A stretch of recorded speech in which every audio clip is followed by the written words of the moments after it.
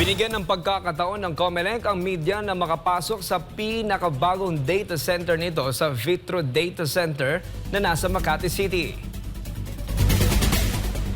Pero dahil sa higpit ng seguridad, ipinagbawal ang pagdala ng anumang gadget, maging ang pagkuha ng anumang larawan o video sa loob mismo ng data center. Sa naturang pasilidad, maliban sa COMELEC, ay mga nauna ng malalaking kumpanya na ipinagkatiwala sa Vitro ang kanilang mga servers. State-of-the-art ang data center. Bago ka makakapasok sa pasilidad, kung nasaan ang servers ay may papasukan ka munang 3 pinto na high level ang security features. May mga servers sa loob na may iba't ibang layer ng protection. May mga servers na naka-cage at may CCTV cameras na nakatutok mismo sa servers. May lock-in features ang bawat servers na ang mga kliyente lang ng Vitro ang nakakaalam ng kanilang passcode. Ang data center ng COMELEC sa loob ng Vitro ay mayroon ding dekalibre na generator set sakaling magkakaroon ng power interruption. Ayon sa COMELEC, kontento sila sa seguridad ng data center. Inikot din mismo ni COMELEC Chairman Attorney Garcia ng mga COMELEC Commissioner maging ng businessman na si Manny Pangilinan ang data center na nasa ilalim ng pamamahala ng EPLDT.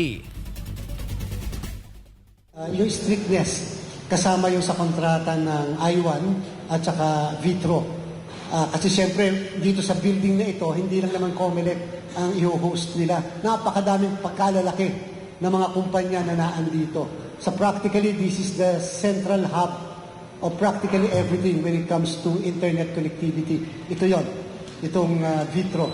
So, kaya expect nyo yung pinakamataas na klase ng security. Iba pa yung COMELEC security na i-install natin later. Bakit napaka-importante yung data center na katulad nito? Kasi una sa isang data center, naandyan yung katulad na pinakita sa atin, yung generator. Meron silang nag-fail ito, meron silang meron silang pamamaraan na kung sakali mag-fail yung nakahanda nilang ganito, hanggang second na layer yung ng failure. Nawala ng kuryente, meron silang generator na pagkalalaki. Di ba? Kahit yung temperature ay assured nila. Yung CCTV nila, kahit yung by the means by which they can see kung ano nangyayari sa loob, hindi lamang isa, several layers din yung kanilang pinapakita sa atin. So, kailangan talaga yun sapagkat ito ay mga servers na andyan yung data.